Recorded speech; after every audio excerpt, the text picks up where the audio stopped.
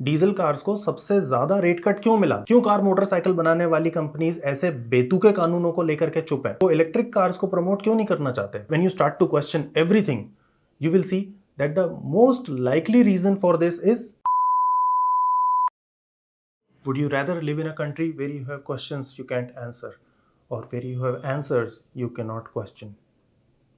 While this question brews in your mind, allow me to introduce myself. मैं हूं professor M और V3 cars की इस नई वीडियो में आपका स्वागत है। थोड़ा सा और आप सोचें तो नोटिस करेंगे कि शुरू में जो मैंने आपके सामने सवाल रखा, शायद वो एक सवाल है ही नहीं, शायद वो एक प्रॉब्लम है, शायद वो एक सिम्टम है, एक बीमार देश का सिम्टम है, ये एक बीमार सोसाइटी का सिम्टम। और इसकी दवा है दो शब्द: question everything. Continuing with the spirit of question everything, may I ask you what is causing Delhi's winter pollution problem? अगर आपको लगता है कि ये डीजल गाड़ियों की वजह से हो रहा है तो ये अब तक सॉल्व हो जाना चाहिए था, क्योंकि जब इस बीमारी के सिम्टम्स दिखाई देने लगे थे तभी हमारे जुडिशियल सिस्टम ने डीजल गाड़ियों पर 10 साल का और पेट्रोल गाड़ियों पर 15 साल का बैन लगा दिया था। इसके अलावा सर्दियों में काफ़ी रिसेंटली परचेस्ड गाड़ियों पर भी दिल्ली, गुड़गांव, नोएडा जैसे एरियाज में चलने से मना कर दिया जाता है। जैसे कि जनवरी 2020 में खरीदी हुई अगर कोई डीजल तो डीजल पेट्रोल वाली BS4 गाड़ी भी है तो उसको दिल्ली में चलने से मना कर दिया गया है। 6 साल भी नहीं हुए हैं किसी को गाड़ी खरीद कर, और पूरा टैक्स देने के बावजूद भी किसी को अपनी खुद की प्रॉपर्टी को इस्तेमाल करने से मना कर दिया। इतना सब करके भी सिम्टम्स कंट्रोल में तो तभी आते हैं जब मौसम में कुछ बदलाव आता है। धुंध आखिर साफ होती है तो या तो हवा से या फिर धूप से। मान लो आपको अपने अंदर या फिर अपनी फैमिली में किसी के साथ कुछ बीमारी के सिम्टम्स दिखाई देते हैं तो हम डॉक्टर के पास जाते हैं। डॉक्टर अपनी नॉलेज और एक्सपीरियंस के बेसिस पर मेडिकेशन प्रिस्क्राइब करते हैं। हम दवाई लेते हैं और फिर 3 पॉसिबल आउटकम्स होते हैं। नंबर 1, हम ठीक हो गए, सिम्टम्स गायब हो गए। नंबर 2, सिम्टम्स जो के त्यों बने हुए हैं और हालात में कोई बदलाव नहीं है। या फिर नंबर 3, हमारी तबीयत और भी ज़्यादा ख़राब हो गई है और सिम्टम्स इतना ज़्यादा एग्रेवेट हो गए हैं कि हम बड़े शहर में जाकर या फिर अपने फ्रेंड्स एंड फैमिली के रिकमेंडेशन से किसी डॉक्टर के पास जाकर इलाज कराने की सोच रहे हैं। अगर आप दिल्ली में रहते हैं या फिर दिल्ली में आना जाना होता है या दिल्ली की पॉल्यूशन की सिचुएशन को थोड़ा बहुत भी ट्रैक कर रहे हैं तो दिल्ली की बीमारी के लक्षण किस दिशा में जा रहे हैं ये आप खुद ही देख सकते हैं। जब हालात बद से बदतर होते जा रहे हैं तो हम फिर भी उसी डॉक्टर से वही दवा क्यों ले रहे हैं जो हमारी बीमारी को कम करने की जगह बढ़ा रही है? जब ऐसा कुछ किसी पेशेंट के साथ होता है तो नॉर्मली डॉक्टर्स अपने इनिशियल डायग्नोसिस और प्रिस्क्रिप्शन को तुरंत डिस्कार्ड करके एक नई डायरेक्शन में बढ़ते हैं with the range of new tests and diagnosis and prescription. हमारे जुडिशियल सिस्टम, जिसने एक अनसाइंटिफिक लॉजिक के साथ ब्लैंकेट बैन लगाया था डीजल कार्स के ऊपर और जो कि आज तक हम सब के ऊपर फोर्स किया जा रहा है, उस पर कोई सवाल क्यों नहीं उठा रहा है?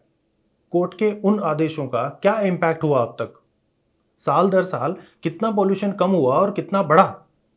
इसकी रिपोर्ट्स कहाँ हैं? हमें बिना किसी स्पेशलाइज्ड टूल या मेजरिंग इंस्ट्रूमेंट्स के दिखाई दे रहा है कि जो भी ग्राफ लगा लो, BS4 बैन लगा लो या 10 साल 15 साल खेल लो, ये दवाइयाँ काम नहीं कर रही हैं। फिर इन कानूनों को कोई हटा करके फ्रेश थॉट के साथ पॉल्यूशन की सिचुएशन को क्यों नहीं हैंडल कर रहा है? अगर डीजल गाड़ियां इतनी डरावनी होती हैं तो पिछले GST रिवीजन में डीजल कार्स को सबसे ज़्यादा रेट कट क्यों मिला और हाइब्रिड गाड़ियों को सबसे कम GST बेनिफिट क्यों मिला, जबकि वो तो काफ़ी कम पॉल्यूशन करती हैं? और अगर सरकार और कोर्ट्स वाकई में पेट्रोल डीजल गाड़ियों को दिल्ली के पोल्यूशन के लिए रिस्पॉन्सिबल मानते हैं तो क्या उन्हें ये नहीं पता कि इलेक्ट्रिक कार्स की हेल्प से ये प्रॉब्लम कुछ हद तक सॉल्व हो सकती है? फिर वो इलेक्ट्रिक कार्स को प्रमोट क्यों नहीं करना चाहते? क्यों उन्होंने रिसेंट GST रिवीजन में इलेक्ट्रिक कार्स को किसी भी प्रकार के एडिशनल बेनिफिट्स नहीं दिए? इनफैक्ट इलेक्ट्रिक कार्स ही इकलौती कैटेगरी है ऑटो सेक्टर में जिसको 2025 के GST रिवीजन में किसी भी प्रकार का रेट कट नहीं मिला है। क्यों एक आम आदमी के ऊपर सबसे बड़ा बोझ डाला जा रहा है इस पॉल्यूशन की प्रॉब्लम को एड्रेस करने के लिए? क्यों कार मोटरसाइकिल बनाने वाली कंपनीज ऐसे बेतुके कानूनों को लेकर के चुप है? क्यों वो अपनी R&D की ताकत को इस्तेमाल करके इन पॉलिसीज को साइंटिफिकली चैलेंज नहीं करती? क्या जेट फ्यूल पर चलने वाले कमर्शियल एयरप्लेन्स पॉल्यूशन नहीं करते? जब एक छोटा सा कमर्शियल जेट जैसे कि A320 अपने टिपिकल पैसेंजर और फ्यूल लोड के साथ टैक्सी टेक ऑफ और क्लाइंब अप टू 5000 फीट में 1.5 से 2.5 टन कार्बन डाइऑक्साइड पैदा करता है, तो उस पर कोई रोक क्यों नहीं है? और इतनी ही देर में इसमें से 6 क्विंटल से 1 टन तक का वाटर वेपर भी निकलता है, तो इन पर किसी प्रकार का बैन क्यों नहीं लगता? आखिर वाटर वेपर ही तो है जो सर्दियों में तुरंत कंडेंस होकर के फॉग बन जाता है। यही फॉग फिर पार्टिकुलेट मैटर को ट्रैप करता है और लंबे समय तक हवा में सस्पेंडेड रहता है। इन एरोप्लेन्स के ऊपर किसी प्रकार की एज रिस्ट्रिक्शन क्यों नहीं होती? एटलीस्ट सर्दियों में तो किसी प्रकार का बैन लगना चाहिए इनके ऊपर भी। माइंड यू, ये एक छोटे प्लेन के टेक ऑफ की बात करिए मैंने यहाँ, वो भी सिर्फ 5000 फुट के क्लाइंब तक की, जो कि हमारे स्मॉग सिचुएशन के लिए रेलेवेंट है। वैसे तो इनका क्लाइंब 30 से 40,000 फीट की ऊंचाई तक कंटिन्यू रहता है, जिसमें और भी एमिशंस होते हैं। उल्टा हमें दिल्ली के आसपास जैसे कि जेवर में और भी नए एयरपोर्ट स्टार्ट होते दिखाई दे रहे हैं। गाड़ियों पर तो 10 साल 15 साल BS4 BS6 बहुत खेल लिया, थोड़ा डीजल जनरेटर्स के साथ भी खेल लेना चाहिए था। ये है डीजल जनरेटर जो सर्दियों में सोना रोड पर लगा रखा है। इसकी उम्र कोई क्यों नहीं पूछ रहा है? इसका हर 6 महीने में पोल्यूशन सर्टिफिकेट कोई क्यों नहीं बना रहा है? अगर एक वैलिड PUC के साथ भी हम अपनी गाड़ी को नहीं चला सकते, तो फिर हर 3-6 महीने में PUC के स्टॉल पर किस बात का चढ़ावा चढ़ा रहे हैं हम? क्या फैक्ट्रीज और इंडस्ट्रीज इस पोल्यूशन के लिए बिल्कुल भी रिस्पॉन्सिबल नहीं है? ये है मिड फरवरी 2025 में ली हुई दिल्ली के टिकरी कलान एरिया में HP टर्मिनल की कुछ फोटोज। इनके ऊपर किसी भी प्रकार का बैन क्यों नहीं है? यह है 12 दिसंबर 2025 को बावला एरिया में ली हुई फोटो, जो कि गुड़गांव पेपर मिल्स से बहुत ही पास है। ये भट्टी गुड़गांव से मात्र 17 किलोमीटर की दूरी पर है और इसका धुआं दिल्ली की तरफ ही जाता हुआ दिखाई दे रहा है। इनके ऊपर किसी प्रकार का बैन क्यों नहीं है? यह है 17 दिसंबर 2025 को कोटा खंडोला एरिया में ली हुई फोटो। ये जगह गुड़गांव से सिर्फ कोई 2-5 किलोमीटर की दूरी पर है और ITC ग्रैंड भारत एक बहुत ही लग्जूरियस होटल से मात्र 3 किलोमीटर की दूरी पर। ये फैक्ट्री कड़ी सर्दियों में NCR एरिया के ऊपर इतना धुआं कर रही थी कि एक नजर में देखकर लगा जैसे बारिश वाले घने बादल एकदम से आ गए हैं। इनके ऊपर किसी प्रकार का बैन क्यों नहीं है? और ये तो मैं सिर्फ उन फैक्ट्रियों का पोल्यूशन गिना रहा हूं जिन्हें मैं ढूंढने भी नहीं निकला था, बस रास्ते में दिखाई दे गई। अगर हम मिलकर ढूंढने निकलेंगे तो पता नहीं कितनी और फैक्ट्रियां मिलेंगी हमें।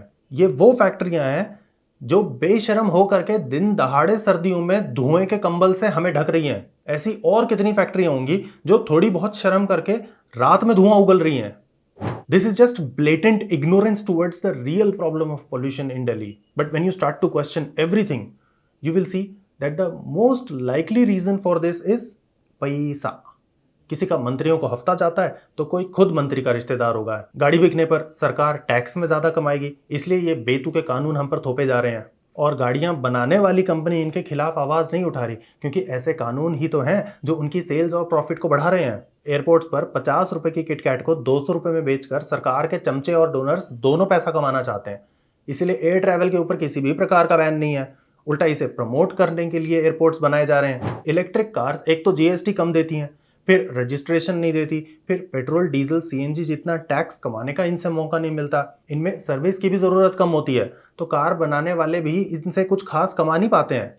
और तो और 10-15 साल में कबाड़ के भाव बेचने की बजाय इलेक्ट्रिक कार वाले वापस रजिस्ट्रेशन भी हक से मांगने आ जाएंगे। इसीलिए इलेक्ट्रिक कार चाहे जितना मर्जी सुपीरियर ऑप्शन हो, सरकार नहीं चाहती कि ये पॉपुलर हो जाए। आखिर इनका फ्यूल माने बिजली सोलार पैनल के साथ घर पर बनाया जा सकता है। फिर हर इलेक्शन से पहले 2 रुपए 5 रुपए पेट्रोल का दाम गिरा करके जो आपका वोट खरीदने का प्लान है वो तो फेल हो जाएगा। सवाल बहुत रखे हैं आज मैंने आपके सामने और जवाब हम सबको पता है, लेकिन आपको एक सवाल खुद से पूछना होगा। Would you rather live in a country where you have questions you can answer और where you have answers you can not question? So question everything.